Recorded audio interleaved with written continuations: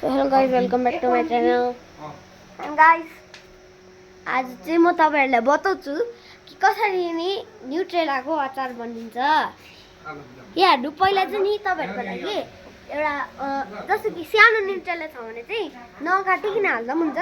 पहिला चाहिँ नि त्यो ठुलो छ कि सानो छ त्यसलाई चाहिँ मज्जाले नि त्यो पानीमा भिजाएर चाहिँ यसरी त्यो त्यसको पानी चाहिँ निचारेर चाहिँ ठुलो छ भने चाहिँ त्यहाँबाट चाहिँ नि काट्नुपर्छ हैन। त्यहाँ चाहिँ काट्नुपर्छ। त्यहाँ चाहिँ तपाईहरुले म देखाउँछु। अन्त सानो छ भने चाहिँ नकाटिकिन सिधै त्यो नुन मिसाएर त्यहाँबाट हर्दी त नमिसाए हुन्छ। हर्दी त्यहाँबाट फ्राई गर्नुपर्छ। म तपाईहरुलाई देखाउँछु कसरी फ्राई गर्छ। यहाँ हेर्नु यहाँनिर चाहिँ फ्राई हुँदैछ हैन। अन्त यहाँनिर चाहिँ अझै हाल्नु छ नुन मिसाएर यहाँ गरेको छौँ। ठुलो भएर चाहिँ हाम्रो चाहिँ यहाँ ठुलो भएर चाहिँ काटेको छौँ। यहाँ हेर्नु सक्नुहुन्छ हैन।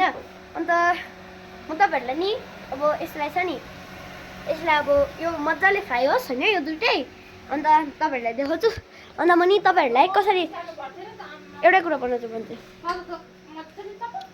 नि। आज त्यो भ्लग हुन्छ नि त्यस्तै खालको तर सिकाउनु पनि सिकाउँछु अलिकति हैन।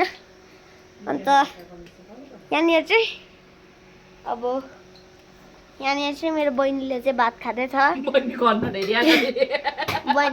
हेरिहाल्नु। अन्त यहाँनिर चाहिँ मेरो मामुले चाहिँ सेलरोटीको लागि के बनाउँछ पिठो सेलरोटीको लागि आटा मुस्दै हुन्छ। कहिले बनाउने अब सेलरोटी चाहिँ यो चाहिँ कसरी बनिन्छ हामीलाई भनिदिनु त। यो चाहिँ पहिला के गर्नुपर्छ हामीलाई भनिदिनु त।